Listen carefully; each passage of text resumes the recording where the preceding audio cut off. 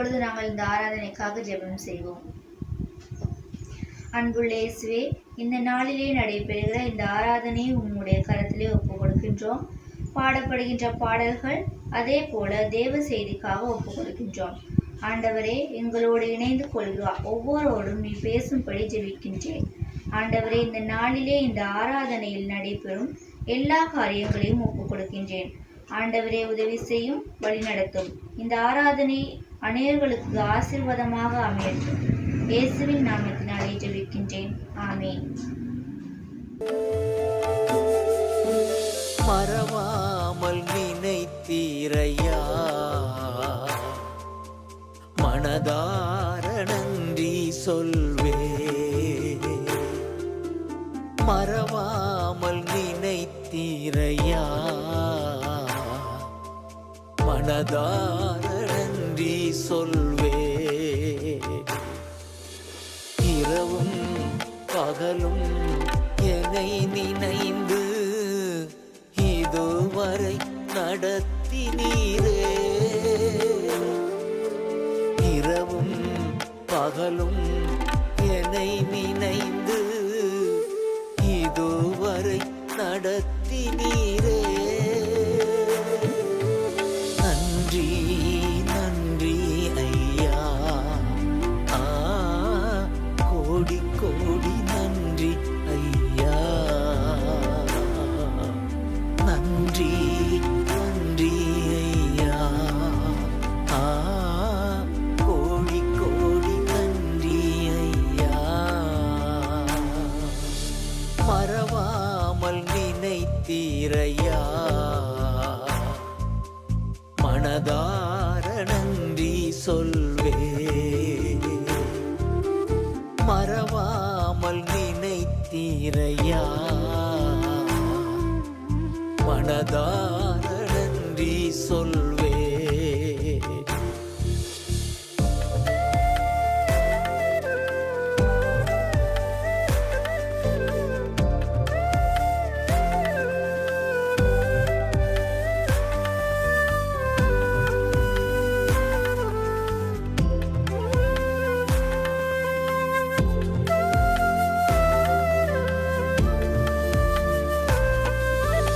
Ebenezer நீர்தானையா,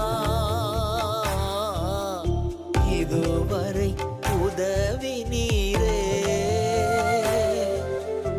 Ebenezer நீர்தானையா, இதுவரை உதவி நீரே.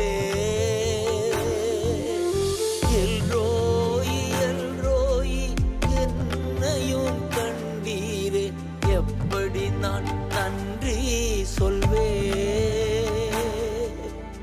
எல்ரோயி எல்ரோயி என்னையும் கண்டீரே. எப்படி நான் நன்றி சொல்வே. நன்றி நன்றி ஐயா, கோடி கோடி நன்றி ஐயா. நன்றி நன்றி ஐயா, கோடி கோடி நன்றி ஐயா. மறவாமல் நினைத்தீரையா, மனதார நன்றி சொல்வே. மறவாமல் நினைத்தீரையா, மனதார நன்றி சொல்வே.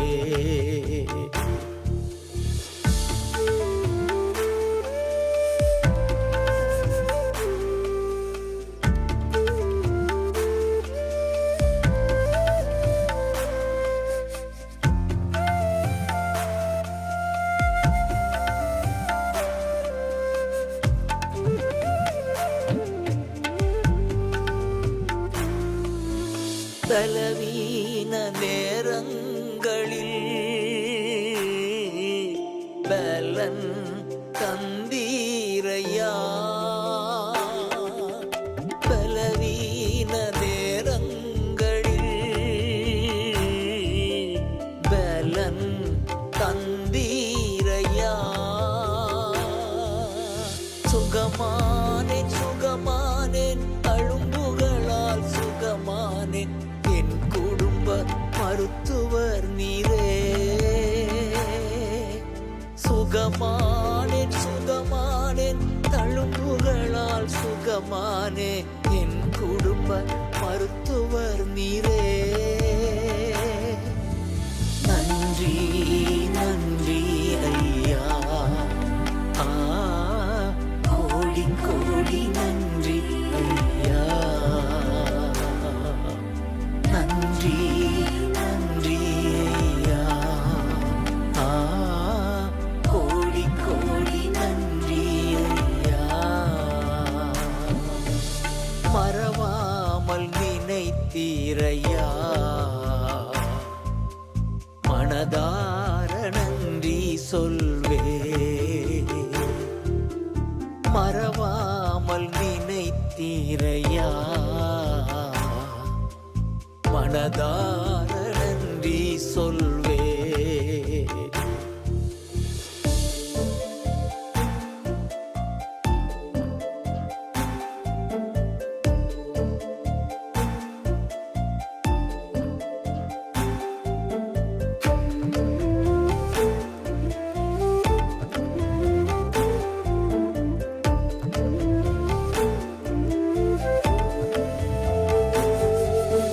தடைகளை உடைத்தீரையா தள்ளாட விடவில்லையே தடைகளை உடைத்தீரையா தள்ளாட விடவில்லையே சோர்ந்து போன நேரமெல்லாம் தூக்கி என்னை சுமந்து வாக்கு தந்து தேற்றி நீரே சோர்ந்து போன நேரமெல்லாம் தூக்கி என்னை சுமந்து வாக்கு தந்து தேற்றி நீரே நன்றி நன்றி ஐயா கோடி கோடி நன்றி ஐயா நன்றி நன்றி ஐயா கோடி கோடி நன்றி ஐயா மறவாமல் நினைத்தீரையா மனதார நன்றி சொல்வே மறவாமல் நினைத்தீரையா மனதார நன்றி சொல்வே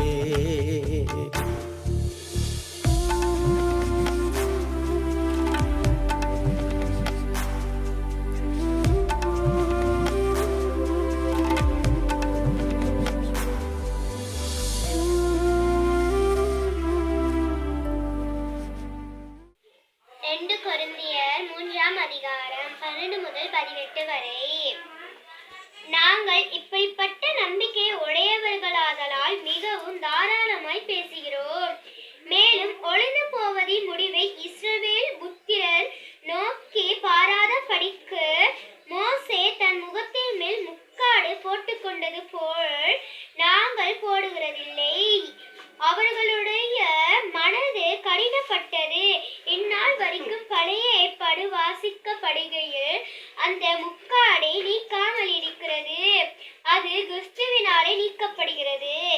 மோசேயின் அகமங்கள் வாசிக்கப்படும் போதே இந்நாள் வரைக்கும் முக்காடு அவர்கள் இருதயத்தின் மேல் இருக்கிறது.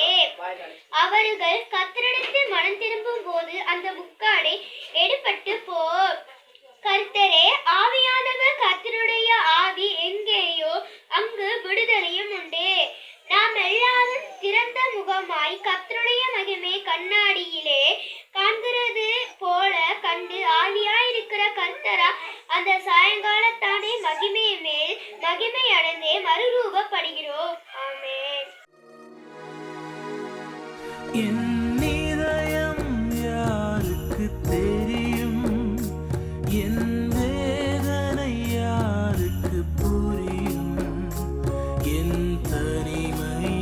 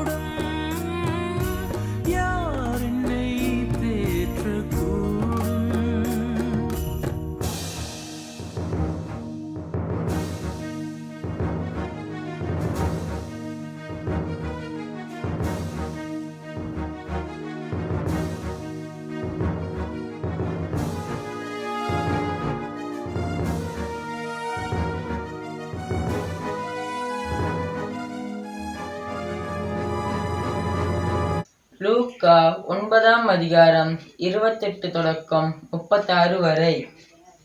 இந்த வார்த்தைகளை அவர் சொல்லி ஏறக்குறைய 8 நாளான பின்பு அவர் பேதுருவையும் யோவானையும் யாக்கோபையும் கூட்டிக் கொண்டு ஜெபம் பண்ணுகிறதற்கு ஒரு மலையின் மேலே ஏறினார்.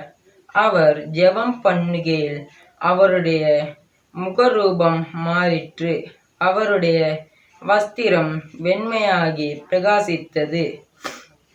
அன்றியும் மோசே எலியா எனும் 2 பேரும் மகிமையோடு காணப்பட்டு அவருடனே சம்பாஷணை பண்ணி அவர் எருசலேமிலே நிறைவேற்றி போகின்ற அவருடைய மரணத்தை குறித்து பேசிக்கொண்டிருந்தார்கள். பேதுருவும் அவரோடிருந்தவர்களும் நித்திரை மயக்கமாயிருந்தார்கள். ஆயினும் அவர்கள் விழித்து அவருடைய மகிமையை அவரோடே நின்று அவ்விடமென்று கண்டார்கள். அவ்விருவரும் அவரை விட்டு பிரிந்து போகையில் பேதுரு இயேசுவை நோக்கி, ஐயரே, நாம் இங்கே இருக்கிறது நல்லது. உமக்கு ஒரு கூடாரமும் மோசேக்கு ஒரு கூடாரமும் எலியாவுக்கு ஒரு கூடாரமும் 3 கூடாரங்களை போடுவோம் என்று நாம் சொல்லுகிறது இன்னதென்று அறியாமல் சொன்னான். இப்படி அவர் பேசுகையில் ஒரு மேகம் வந்து அவர்கள் மேல் நிழலிட்டது. அவர் அந்த மேகத்துக்குள் பிரவேசிக்கையில் சீடர்கள் பயந்தார்கள். அப்பொழுது இவர் என்னுடைய நேசகுமாரர், இவருக்கு செவி கொடுங்கள் என்று மேகத்திலிருந்து ஒரு சத்தம் உண்டாயிற்று. அந்த சத்தம் உண்டாகையில் இயேசு ஒருவரை காணப்பட்டார். நாங்கள் இரட்டவைகளை ஒன்றையும் அவர்கள் அந்நாட்களில் ஒருவருக்கும் சொல்லாமல் அடங்கி வைத்திருந்தார்கள். ஆமென். கர்த்தருடைய நாமத்துக்கு மகிமை உண்டாவதாக. எனது பெயர் பிராட் ரெனால்ட்ஸ். நான் அமெரிக்காவில் சர்வ்நவ் நிறுவனத்தில் கடமையாற்றி வருகின்றேன். சர்வ்நவ் நிறுவனத்தின் அபிவிருத்தி தொடர்பான ஒரு பிரதிநிதியாக கூட பொறுப்பு வகித்து வருகின்றேன். கர்த்தருடைய வார்த்தை உங்களுடன் பகிர்ந்து கொள்ளவும் இன்று உங்களுடன் அவருடைய வார்த்தை பற்றி பேச எனக்கு இந்த சந்தர்ப்பத்தை தேவன் கொடுத்தமையினால் நான் மிகவும் மகிழ்ச்சி அடைகிறேன், நன்றி செலுத்துகிறேன். நாம் இந்த செய்தியை தொடங்குவதற்கு முன்பதாக கர்த்தரை நோக்கி முதலாவது நாங்கள் ஜெபிப்போம். பிதாவே, இந்த நாளுக்காக நாங்கள் உமக்கு நன்றி செலுத்துகிறோம். கர்த்தாவே, இந்த செய்தியை பார்க்க போகும் அனைவருக்காகவும் உமக்கு நன்றி செலுத்துகின்றேன். கர்த்தாவே, இதை பார்க்கும் ஒவ்வொருவருடைய வாழ்க்கையும் நீர் தொட வேண்டும் என்று நாங்கள் ஜெபிக்கிறோம். ஆண்டவரே, உம்முடைய வல்லமை உண்மையானது. உம்முடைய வல்லமையான நாமத்தினாலே நாங்கள் எதிரியை கட்டி போடுகின்றோம். பிசாசே, உனக்கு எந்த அதிகாரம் வல்லமையும் கிடையாது. இயேசுவின் நாமத்தினாலே ஆண்டவரே, இப்போது நீர் உமது வல்லமையினாலே கிரியை செய்து கொண்டிருக்கிறபடினாலே உமக்கு நன்றி செலுத்தி, ஆண்டவரே, நீர் எங்களை குணப்படுத்தவும் விடுவிக்கவும் வல்லவராக இருக்கின்றபடினாலே உம்மை ஸ்தோத்தரித்து நன்றி செலுத்துகிறோம். கர்த்தாவே, அற்புதங்களை செய்ய நீர் வல்லவர். நீர் வரையறையற்றவர். அப்பா, நீர் எதையும் செய்ய வல்லவர். உம்மால் ஆகாத காரியம் ஒன்றுமில்லை. இந்த நாளிலே ஒவ்வொருவருடைய உள்ளங்களையும் மனதை தொட்டதுக்காக உமக்கு நன்றி செலுத்துகிறேன். நீர் என்னை உமது ஒரு கருவியாக பாத்திரமாக பயன்படுத்த வேண்டும் என்று இயேசுவின் நாமத்தில் ஜெபிக்கிறேன் தகப்பனே. கர்த்தராகிய என் தகப்பனே, நீர் என் நாவை தொட்டு என் வாயிலிருந்து வரும் ஒவ்வொரு வார்த்தையும் இங்கு உள்ள மக்களுக்கு பயனளிக்கும் விதமாக என்னை பாவிக்கப் போகிறதற்காக உமக்கு நன்றி செலுத்துகிறேன். இயேசுவின் நாமத்தில் ஜெபம் கேட்கிறோம் பிதாவே. ஆமேன், ஆமேன். கர்த்தர் மிகவும் நல்லவர். இந்த நாளிலே வசனத்துக்கூடாக உங்களுக்கு ஊழியம் செய்ய கிடைத்தமையை நான் வெறும் பாக்கியமாக கருதுகிறேன். இந்த நாளிலே நாம் லூக்கா எழுதின நற்செய்தி 9வது அதிகாரம் 28வது வசனம் முதல் 36ஆம் வசனம் வரைக்கும் உள்ள வேத வசனங்களை பற்றி பேசப் போகின்றோம். இந்த பகுதியானது இயேசுவானவர் மலையின் மேல் இருக்கும் போது மறுரூபமானதை பற்றிய விடயங்களை கொண்ட ஒரு பகுதியாக இருக்கின்றது. ஒருவேளை தாபோர் மலையாக அல்லது எர்மோன் மலையாக இருக்கலாம் என்று இறையியலாளர்கள் இந்த 2 மலைகளை குறித்து நம்புகின்றார்கள். தாபோர் மலையானது கிட்டத்தட்ட பூமியிலிருந்து 2000 அடி உயரம் கொண்டதாக இருக்கிறது. அதே சமயம் எர்மோன் மலை ஏறத்தாழ 10,000 அடி உயரத்தை கொண்டிருந்தது. எனவே எர்மோன் மலை மிகவும் உயர்ந்த மலையாக காணப்பட்டது. ஆனால் எந்த மலை என்பது பற்றிய திட்டவட்டமான தகவல் எதுவும் எங்களுக்கு தெரியாது. நடந்த சம்பவத்தின் சாட்சியத்தை பார்க்கும்போது எந்த மலையில் இது நடந்தது என்பதை பற்றி அறிந்து கொள்ள முயற்சிப்பதை விட நான் நினைக்கிறேன் நாம் இந்த வசனங்களை சற்று ஆழமாக பார்க்க வேண்டும் என்று. 28வது வசனத்தில் இப்படியாக சொல்லப்படுகிறது. இந்த வார்த்தைகளை அவர் சொல்லிய பிறகு ஏறத்தாழ 8 நாளைக்கு பின்பு அவர் பேதுரு, யாக்கோபு, யோவான் ஆகியோரை அழைத்து கொண்டு ஜெபிப்பதற்காக ஒரு மலைக்கு ஏறி சென்றார் என்று வசனம் தொடங்குகிறது. அவர் ஜெபிக்கும் போது அவரது முகத்தின் சாயல் மாறியது. அவருடைய வஸ்திரம் வெண்மையாகவும் பிரகாசமாகவும் மாறியது. இதோ 2 மனிதர்கள் அவரோடு பேசி கொண்டிருப்பதை சீஷர்கள் காண்கிறார்கள். அவர்கள் யார் என்றால், ஒருவர் மோசே, மற்றவர் எலியா. அவர்கள் மகிமையில் அவர் முன்பாக தோன்றி எருசலேமில் அவர் நிறைவேற்ற போகும் அவருடைய மரணத்தை குறித்து, பாடுகளை குறித்து அவரோடு கூட பேசி கொண்டிருந்தார்கள். நான் இங்கே 2-3 வசனங்களை தாண்டி அடுத்தடுத்த வசனங்களுக்கு கடந்து போக நினைக்கிறேன். பின்பு 34வது வசனம் கூறுகிறது, அந்த சத்தம் நின்றதும் இயேசு தனியாக காணப்பட்டார், சீஷர்களும் அமைதியாக இருந்தார்கள். அந்த நாட்களில் அவர்கள் கண்ட இந்த காரியத்தை பற்றி யாரிடமும் எதையுமே அவர்கள் சொல்லவில்லை. பாருங்கள், இது எப்படிப்பட்ட ஒரு அனுபவம் என்று உங்களுக்கு தெரியும். இயேசுவுக்கு மிகவும் நெருக்கமான சீஷர்கள் இருந்தார்கள். அவருக்கு பேதுரு, யோவான், யாக்கோபு போன்ற 3 முக்கியமான சீஷர்கள் அவரோடு கூட எப்பொழுதும் இருந்தார்கள். அவர்கள்தான் அவருடைய நெருக்கமான சீஷர்கள். அவர் செய்த அனைத்து காரியங்களையும் அனுபவிக்க இந்த குழுவுக்கு சந்தர்ப்பம் கிடைத்தது. இவர்கள் இயேசுவுடனே கெத்செமனே தோட்டத்தில் கூட இருந்தார்கள். பேதுரு அங்கே பார்க்கின்றோம், கர்த்தர் அவனை தலைமை அப்போஸ்தலனாக தெரிந்தெடுக்கின்றார். பேதுரு என்ற பெயருக்கு பர்வதம் அல்லது கல் என்று அர்த்தம். காரணம், அவன் தேவாலயத்தை கட்டப் போகின்றபடியினாலே அந்த பெயரை கர்த்தர் அவனுக்கு வைக்கின்றார். யாக்கோபு, யோவானும் இடிமுழக்கத்தின் மகன்கள் என்று அழைக்கப்பட்டார்கள். அவர்கள் தீவிர போக்கு கொண்ட விசுவாசிகள். அவர்கள் கிறிஸ்துவுக்காக கிரயமாக வாங்கப்பட்டு அவர்கள் தாங்கள் கண்ட காரியங்களுக்கு சாட்சிக்காரர்களாக இருந்தவர்கள். இங்கே என்ன நடக்கிறது என்று பாருங்கள். எனவே நான் உங்களுக்கு சில வேத வசனங்களை சுட்டி காட்ட விரும்புகிறேன். சகோதரரே, நமக்கு தேவனுடைய வார்த்தை நம்முடைய வாழ்க்கைக்கு மிக மிக முக்கியம். பாருங்கள், இந்த வசனத்தில் அவருடைய முகம் மறுரூபமாயிற்று என்று கூறப்பட்டுள்ளது. அது 29வது வசனத்திலே காணப்படுகிறது. கிரேக்க மொழியில் அந்த வார்த்தை ஹெட்ரிரோஸ் என்று கூறப்பட்டுள்ளது. அதன் அர்த்தம் அவருடைய முகம் சாதாரண சுபாவத்துக்கு முற்றிலும் வேறுபட்டதாக காணப்பட்டது என்பதால். வேறு வார்த்தைகளில் நாம் கூறுவோமானால் அவரது முகம் எந்த ஒரு மனிதனுக்கும் இராத மிகவும் தனித்துவமான ஒரு முகமாக காணப்படுகிறது.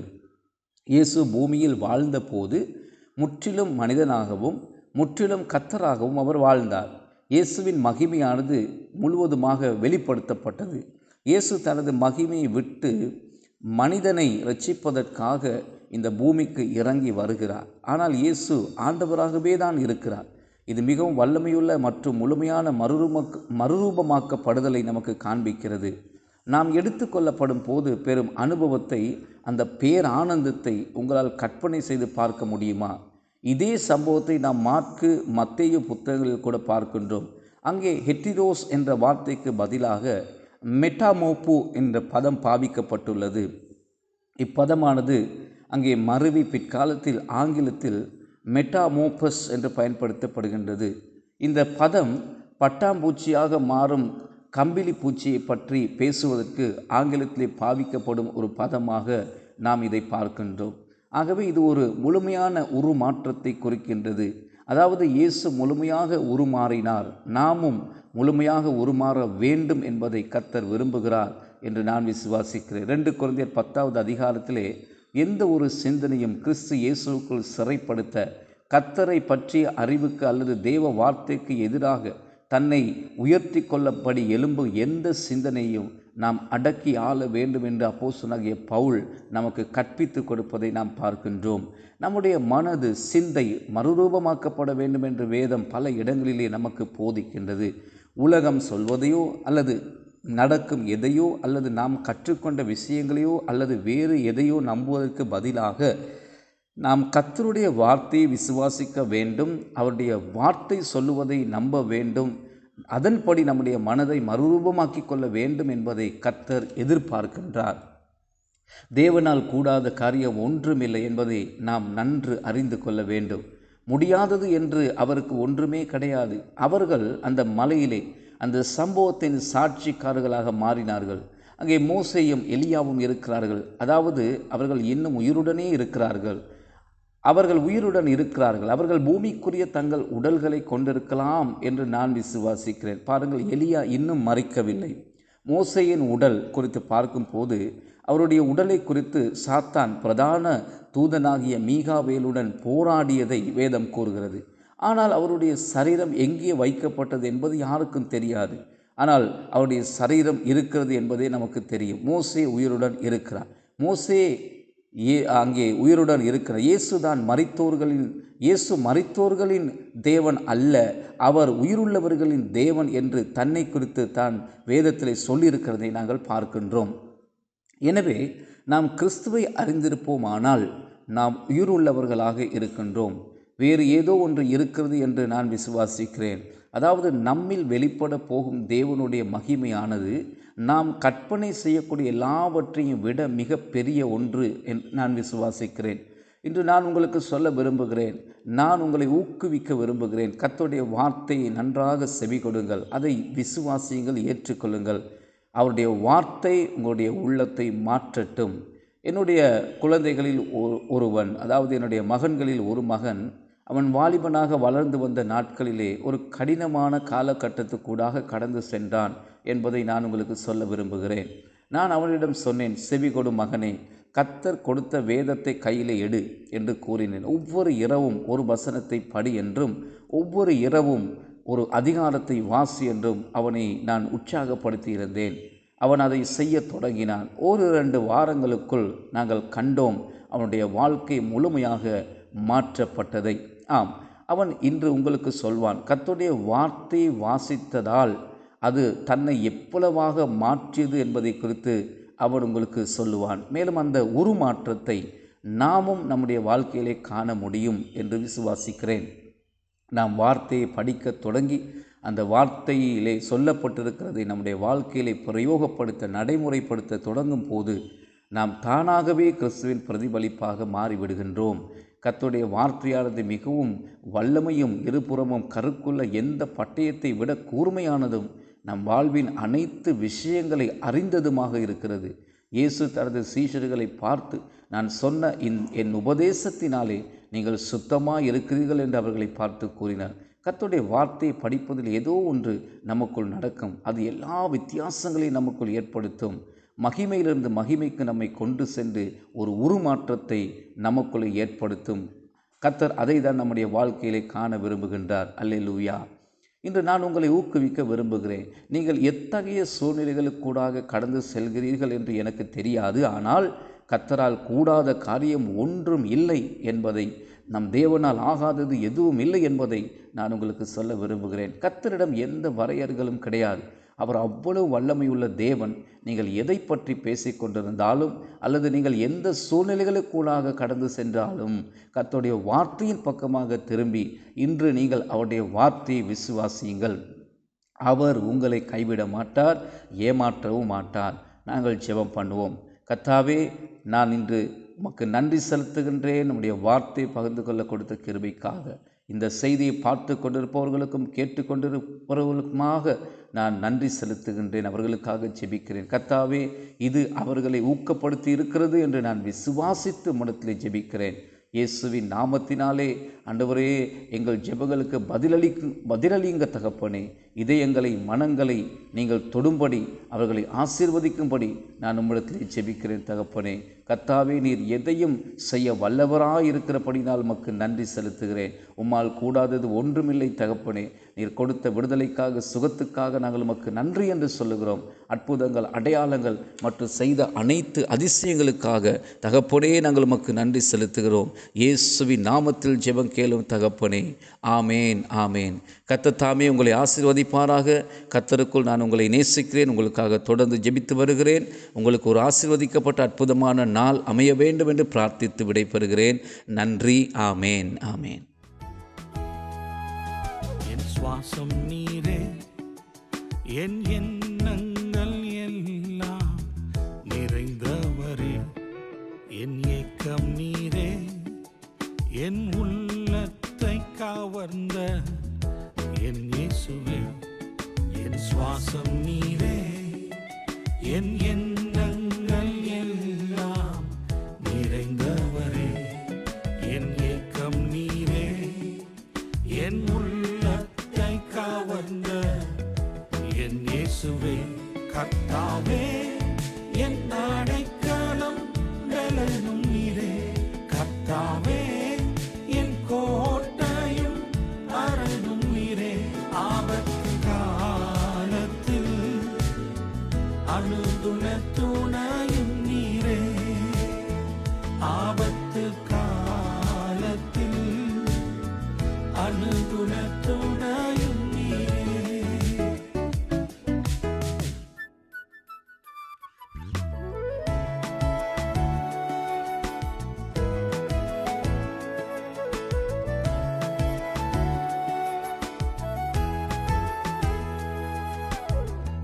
உந்தன் முகம் பார்த்த எவரும் வெட்கம் அடைவதில்லை. உம்மை தேடுவோர்க்கெல்லாம் குறைகள் என்றும் இல்லையே. கர்த்தாவே என் அடைக்கலம் பலனும் நீரே, கர்த்தாவே என் கோட்டையும் அரணும் நீரே. ஆபத்து காலத்தில் அனுகுண துணையும் நீரே, ஆபத்து காலத்தில் அனுகுண துணையும் நீரே.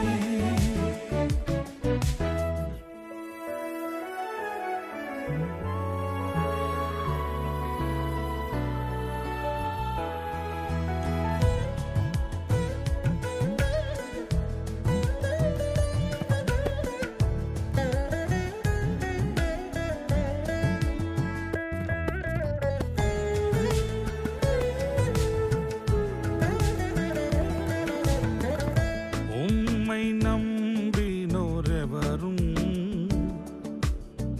கைவிடப்படுவதில்லை. ஆபத்தில் அரணான கோட்டை, நித்திய கண்மலையே. கர்த்தாவே என் அடைக்கலம் பலனும் நீரே, கர்த்தாவே என் கோட்டையும் அரணும் நீரே. ஆபத்து காலத்தில் அனுகுண துணையும் நீரே, ஆபத்து காலத்தில் அனுகுண துணையும் நீரே.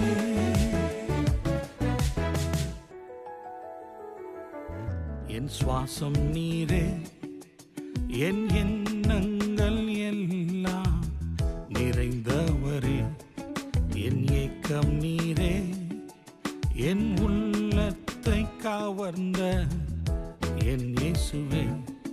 என் சுவாசம் நீரே, என் எண்ணங்கள் எல்லாம் நிறைந்தவரே, என் ஏக்கம் நீரே, என் உள்ளத்தை கவர்ந்த என் இயேசுவே.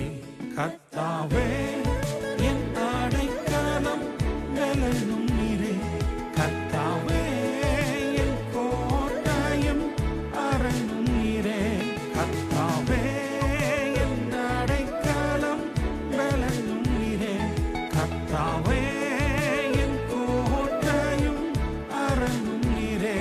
ஆபத்து காலத்தில் அனுகுண துணையும் நீரே, ஆபத்து காலத்தில்